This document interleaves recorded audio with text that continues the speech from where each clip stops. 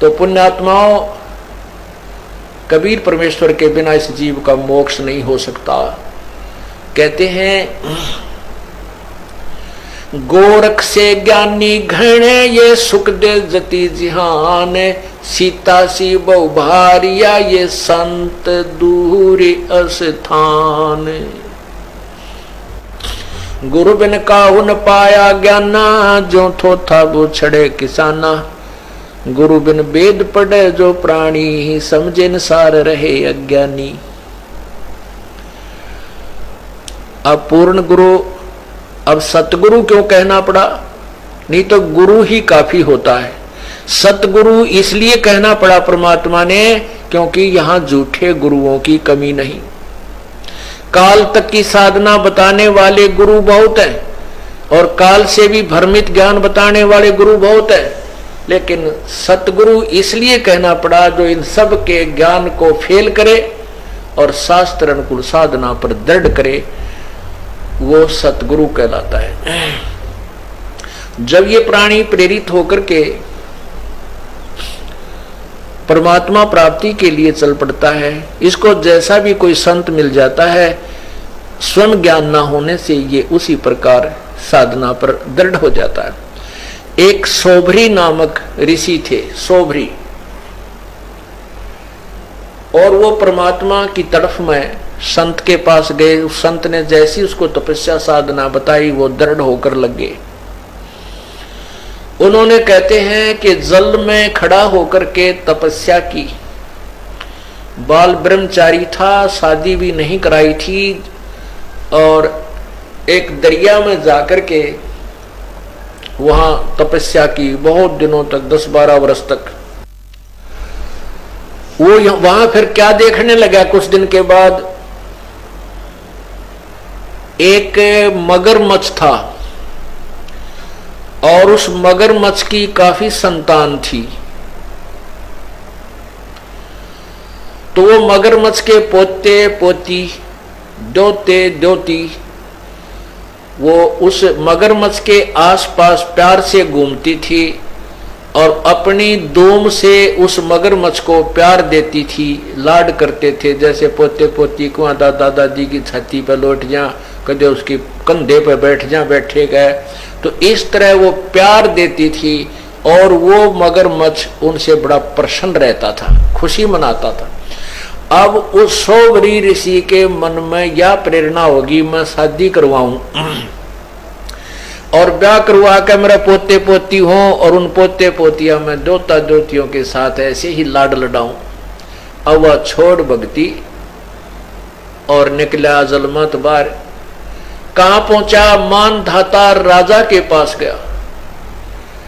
अब उन राजाओं को पता होता था कि ये साधु जो आते हैं साधना करके, ये बड़े तोब का गोला होते हैं, एटम बम होते हैं, ये जो भी मुंह से निकाल देंगे वचन वो पार होता है।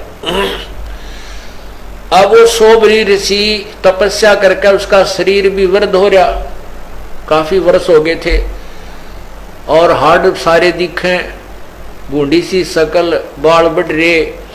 और वो जाकर मानधाता राजा से बोला कि आप मुझे एक कन्या दे दो,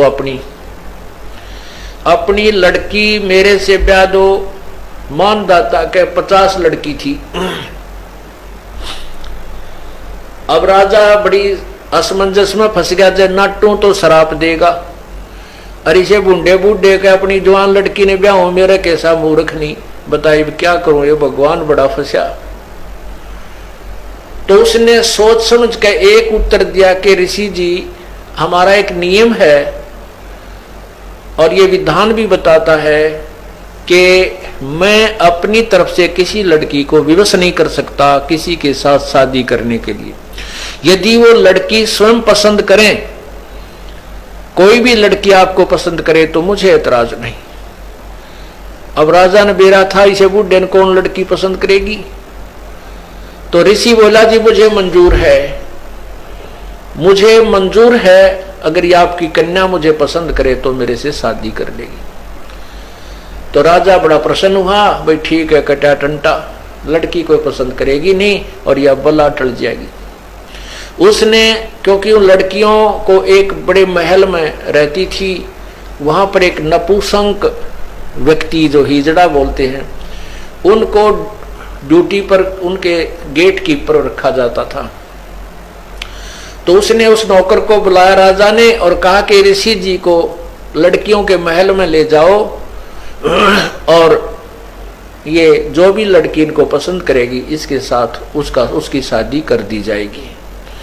अब उस ऋषि जी ने अपनी सिद्धि साधना और सारे जीवन की कमाई इसको कहां बर्बाद करना शुरू किया, अपना सुंदर शरीर बना लिया नौजवान लड़के का। और जो ही उन लड़कियों के महल में प्रवेश किया और उस नपुंसक ने सारी कहानी बताई कि राजा का आदेश है, जो इसको पसंद करेगी उसके साथ शादी कर दी जाएगी। उन 50 की 50 लड़कियों ने उस ऋषि को पसंद कर लिया। अब राजा फंस गया अपने वचन में। सारी कहानी आकर बता दी गई कि आपकी 50 की 50 लड़कियों ने मुझे पसंद कर लिया है। इसकी गवाही सब लड़कियों ने भी दे दी कि हम इसे पसंद करती, क्योंकि सुंदर शरीर बना लिया उस ऋषि ने। अब राजा ने वो फिर साथ भेज दी लड़की, लेकिन आत्मा बहुत रो रही थी कि इस कंगाल के साथ ये के खावेंगी मेरी बेटी, कहाँ रहेंगी, कैसे दुख उठाएंगी, जंगल में रहना पड़ेगा। पर चलो इनका भाग था, मैं क्या करूं। अब उस ऋषि ने अपनी कमाई थे, देख काल का जाल है भगवान, उसने क्या किया, वहां जाकर के विश्वामित्र को आदेश दिया कि इन 50 महल बना दे। अब विश्वामित्र जी ने 50 मकान न्यारे न्यारे बना दिए और प्रत्येक में बहुत अच्छे खान पान, सुंदर आहार, फल वगैरह वो वृक्ष लगा दिए। एक दिन मानधाता राजा के मन में ये बात आई कि अभी अपनी कन्याओं को देख करता हूं वो दुखी है या सुखी है। वो जब वहां पहुंचा अपने उस ऋषि के डेरे में, देखा वहां तो पूरी 50 मकान बने हुए हैं, बड़े सुंदर सुंदर, एक कॉलोनी सी बसी हुई है। वो पहली लड़की के मकान में जब गए तो मानधाता राजा ने पूछा, बेटी तुम कुशल तो हो? कि पिताजी वैसे तो हम कुशल हैं, कोई कमी नहीं, लेकिन माता पिता की याद तो आती ही रहती है और बाकी हमें कोई कष्ट नहीं। एक मुझे कष्ट है कि ये मेरा पति मेरे पास ही रहता है, दूसरी बहनों के पास कभी नहीं जाता। अब वो दूसरी कन्या के पास गया तो उसने भी यही कहा, पिताजी हम बहुत सुखी हैं और मुझे एक बात का दुख है कि मेरा पति मेरे ही पास रहता है, दूसरी बहनों के पास नहीं जाता। ऐसे 50 के महल में जाकर उसने देखा कि 50 की 50, क्योंकि एक सिद्धि वो चोले धारे, एक सिद्धि नीतत विचार है, ये सर्व अपनी ही कमाई से ये ड्रामेबाजी करवा देता है काल। अब उसने इतनी कमाई कर ली थी, सोबरी ऋषि ने 50 तो शरीर धारण कर लिए, 50 की 50 औरतों को भोग रहा है और उधर 51वां अलग से और बैठा है। जब मानधाता सब लड़कियों के पास होकर के फिर देखा कि ऋषि तो बाहर भी बैठा है, तब उसके चरणों में मस्तक झुका दिया कि आपकी लीला अपरंपार है। अब उस राजा के लिए तो भगवान सिद्ध हो गया वो सोबरी ऋषि। अब उसकी पोल खुलती है, अब देखना आगे क्या होता है। अब सोबरी ऋषि के 150 लड़के हो गए, 150 बच्चे हो गए, तो 50 लड़कियां, 2-2, 3-3 बालक हुए, 50 पत्नियां। अब वो क्या सोचता है कि अभी कोई 4 साल वर्ष का लड़का है, कोई 5 वर्ष का लड़का है, ये फिर सियाने होंगे, इनका ब्याह करूंगा, फिर इनके पोते होंगे मेरे, और फिर मैं इनसे प्यार करूंगा। रे तेरा गजब है, मन तो जीवन खो दिया अपना। ओ हो, फिर क्या रोता है कि मेरी सारी कमाई बर्बाद होगी, मैं उस मगरमच्छ के संगत में, कुसंगत में अपना सर्वनाश कराया। अगर वो मगरमच्छ को मैं नहीं देखता, वो कैसे अपने पोते पोतिया में मस्त हो रहा था, प्यार से खुश रहता था, आज मैंने अपना सर्वनाश कर लिया। जो 20, 30, 40, 50, 60 वर्ष में जो साधना की थी वो बर्बाद कर दी, वो नष्ट कर दी। तो पुण्यात्माओं, कबीर परमेश्वर के बिना इस जीव का मोक्ष नहीं हो सकता। कहते हैं गोरख से ज्ञानी घणे ये सुख दे जति जिहान, सीता सी बहु भारिया ये संत दूर अस्थान।